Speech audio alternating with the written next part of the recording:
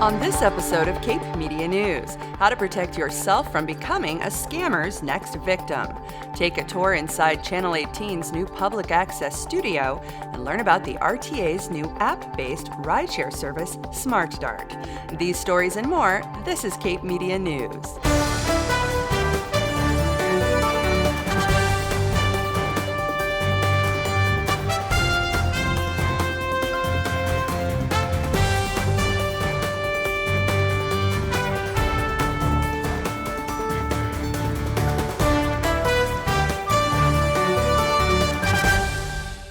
This is Cape Media News, your local authentic newscast for Cape Cod. I'm Gabrielle Rawson. Thank you for joining us.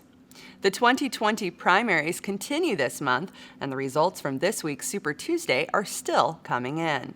As of the taping of this broadcast, Joe Biden is the frontrunner for the Democratic Party, with more than 550 pledged delegates. Bernie Sanders, however, is following close behind with nearly 500, creating speculation that the Democratic nomination will result in a head-to-head race between Biden and Sanders. After a poor showing on Super Tuesday, U.S. Senator Elizabeth Warren joined Mike Bloomberg, who dropped out of the 2020 presidential race this week after failing to secure needed delegates. Tulsi Gabbard has secured 2 delegates since the primaries began, and as of today is still running for office. Meanwhile, Republican delegates continue to favor incumbent President Donald Trump. The primaries will continue on Tuesday, March 10th in Michigan, and on March 17th, Democrats will vote in states crucial to the election in Arizona, Florida, and Ohio. The coronavirus continues to cause concern locally and around the world this week.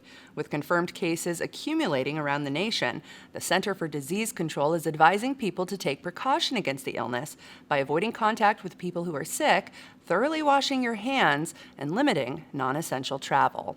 There are still no confirmed cases of the coronavirus on Cape Cod, but several students and teachers at Barnstable High School who recently returned from Italy last month were asked to self-quarantine until the 14-day incubation period, as recognized by public health officials, have passed. To learn more about coronavirus and how to protect yourself, visit the U.S. Center for Disease Control and Prevention at cdc.gov or the Massachusetts Department of Health at mass.gov. Well, not too long ago, I opened my mailbox to find I had received an unsolicited check for $2,400. After depositing it, I discovered that what appeared to be legitimate payment for a secret shopper assignment was actually part of an elaborate scam that is more common than you would think. The experience left me with more questions than answers, like who is behind these scams, and how can I prevent others from making the same mistake?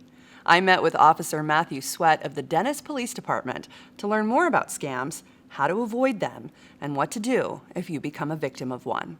Cape Media News reports. If you opened your mailbox and found a letter addressed to you with a check for $2,000 inside from someone you didn't know, what would you do? If you're informed, you'd take the letter and the check to the police department, not the bank. But it's not always easy to spot a scam. Eventually it's going to be found to be fraudulent, but by then you've already, the bank has given you the money up front in good faith. You go and buy gift cards, send them off, only to find out that the check, maybe a week or 2 weeks later, eventually came back as fraudulent. So the bank takes the money back and you're out the money for the moment. Check fraud scams are just one of many types of scams happening right here on Cape Cod. The IRS scam has been out there for quite a while. Somebody calls posing to be from the Internal Revenue Service, saying that either back taxes are owed, something is going on, and you need to make payment. There's fraudulent checks. There's dating sites. People think they're getting into a relationship online. Sooner or later, something happens that they're asking for money, stuff like that. Scammers use a variety of scare tactics, or they attempt to entice their victims with the promise of easy money. They kind of play on 2 different aspects. Either fear, a utility company, you didn't pay a bill, so we're going to shut off your power, make a payment right now, or using a gift card or something, we won't do that. Or there's a arrest warrant, we're going to send the local police. Or the other is you won something, we want you to do something for money, and we'll let you keep the remainder. So there's kind of the fear aspect, and then, hey, you're lucky you won something, but you got to give us some money first to cover the taxes, do something like that. Scammers use technology to mislead their victims. Because of the technology today, caller ID, people bring in, I have the caller ID number, I have the phone number, I have their name. Very often you are going to, if you call it back, even the phone number that you think you're calling is not the number that it is actually going to. It's called spoofing. You can change what the caller ID says, the name that comes up, the phone number that comes up. So it's very deceiving. It's kind of hard to take on face value that the number that you're getting is really a legitimate number. Because even when you call it back, they can have it forwarded to a different number completely. So it's never coming back to them. If you've received a scam or fallen victim to one, report it immediately to your nearest police department. You can also report it to the FBI's Internet Crime Complaint Center at ic3.gov or the Federal Trade Commission at ftc.gov. In South Dennis, for Cape Media News, I'm Gabrielle Rawson. Remember, no matter what form a scam comes in, if it seems too good to be true, that's because it is. To learn more about scams and how to avoid becoming a scammer's next victim, visit consumer.ftc.gov. Up next, we go inside Channel 18's brand new public access studio.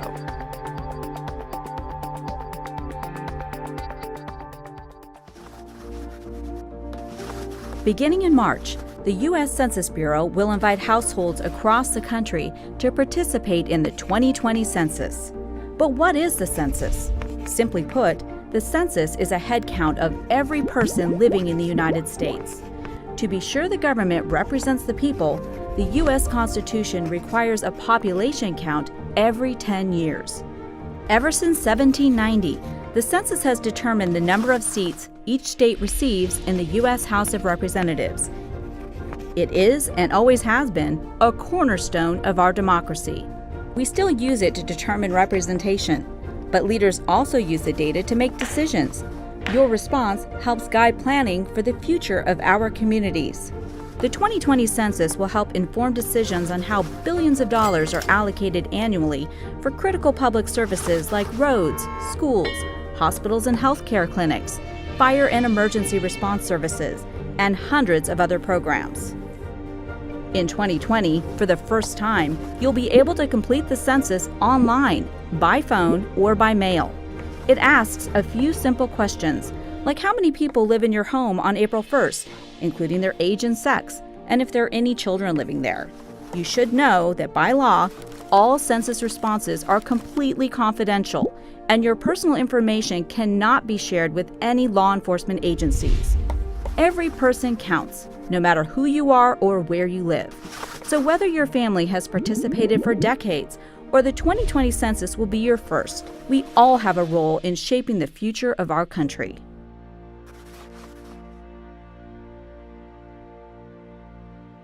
If you're a fan of the town of Barnstable's local government access station, Channel 18, you've probably noticed they've made some big changes to their programming.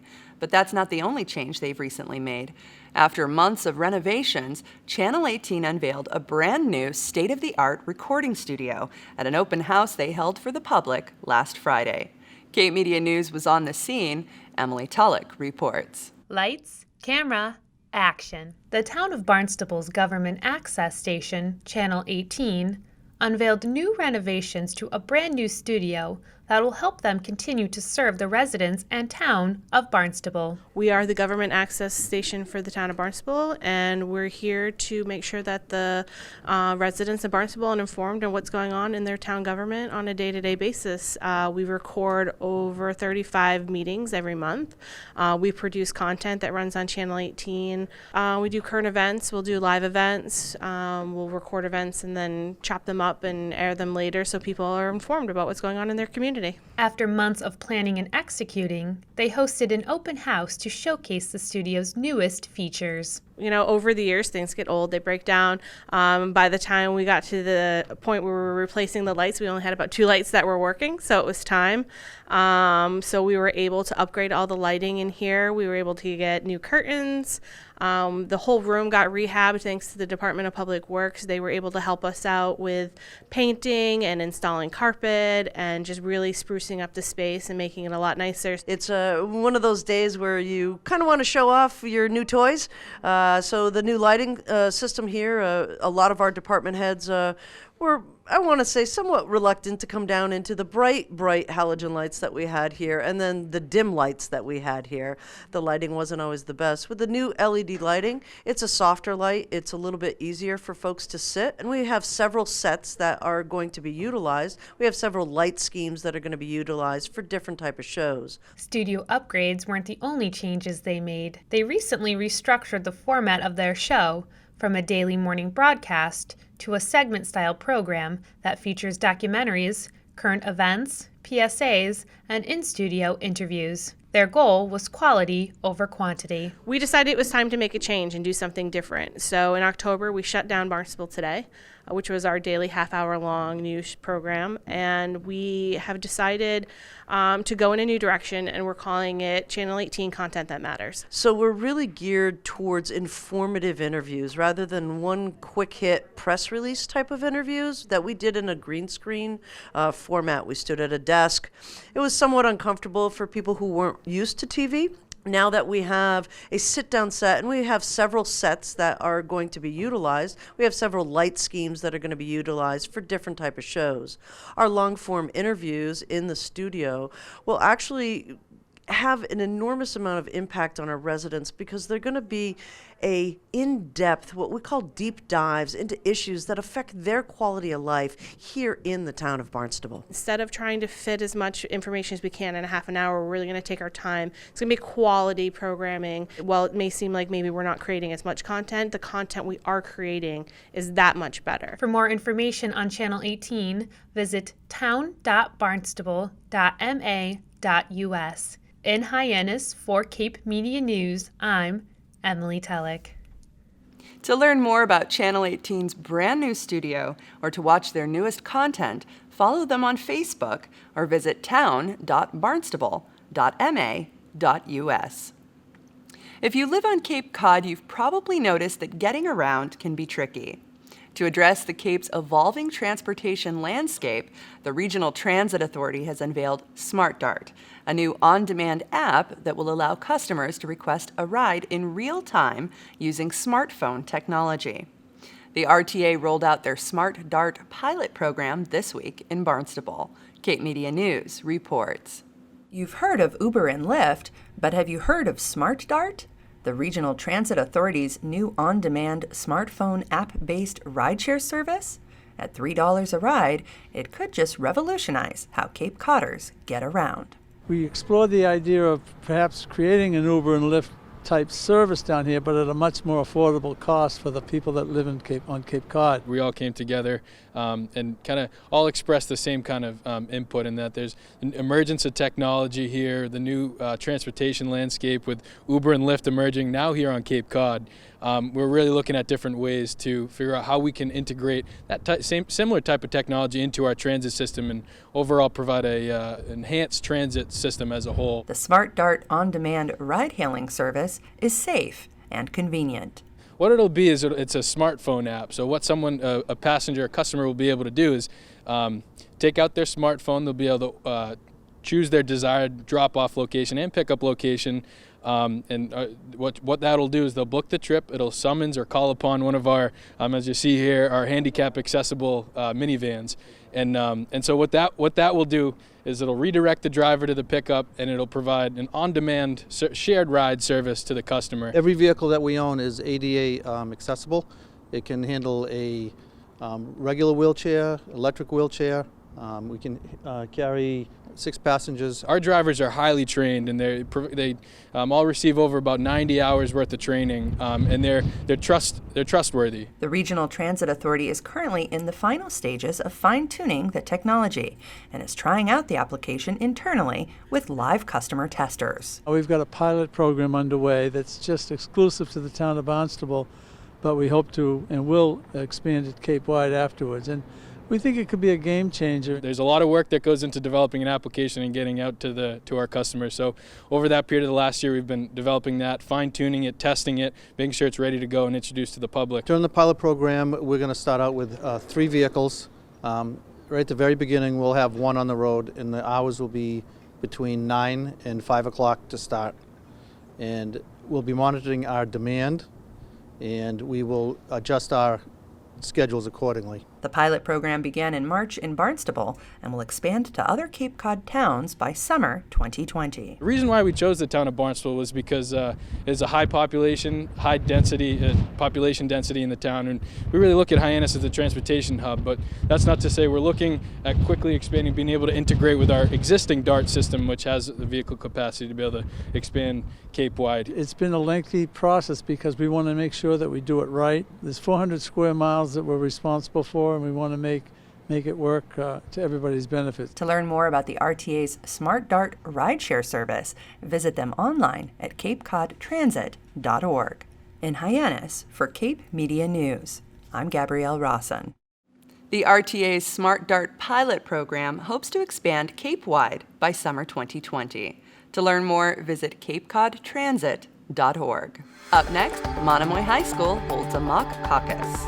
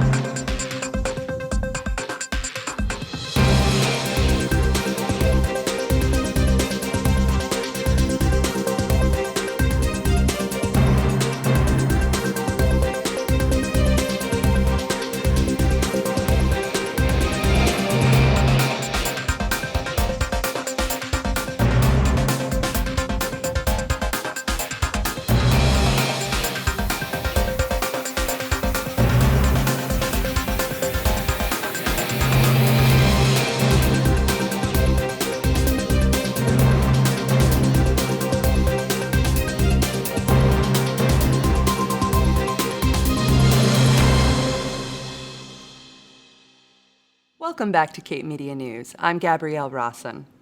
Students at Monomoy High School had a chance to learn about the political process in a new and exciting way this week. After attending the Iowa caucus in February, members of the school's Political Action Club thought it would be informative to hold a mock caucus for their classmates.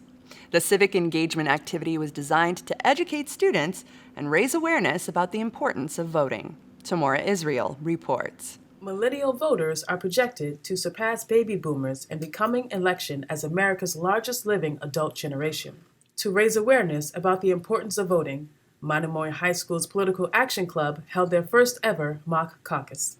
A caucus pretty much is like a primary, except for the Democratic style, it's more participatory. The Republican caucus is a secret ballot similar to a primary, and the caucuses are run by political parties, not by the state governments.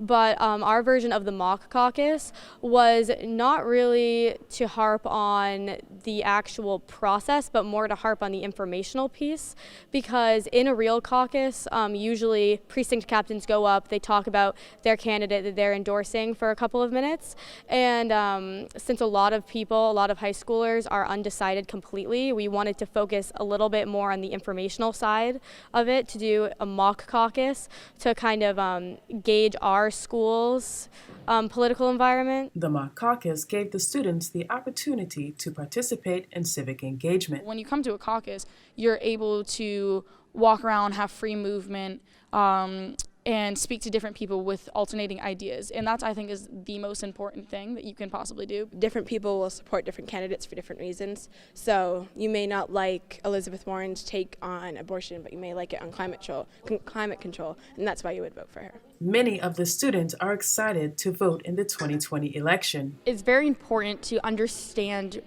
who and what you're voting for. I have thankfully had parents that have always encouraged dialogue. I encourage everybody that can vote to vote, because that's the reason why our country exists. Roughly half of these kids, or I think a little bit more, are eligible to vote.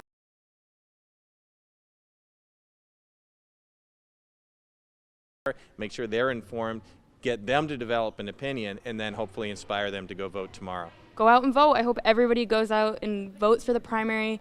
I know it's not the general election, it's not as fancy and shiny, but it's so important. So I really urge everyone to vote. And I can't vote, so if you can vote, vote for me. The mock caucus was held on March 2nd at Monomoy High School. In Harwich, for Cape Media News, I'm Tamora Israel. Monomoy High School's Political Action Club held their mock caucus on Monday, March 2nd, just one day before the Massachusetts primaries. Well, that brings this episode of Cape Media News to a close. Please like and follow us on Facebook, YouTube, and Instagram. And thank you so much for watching. We'll be back next week with a brand new episode. With Cape Media News, I'm Gabrielle Rawson.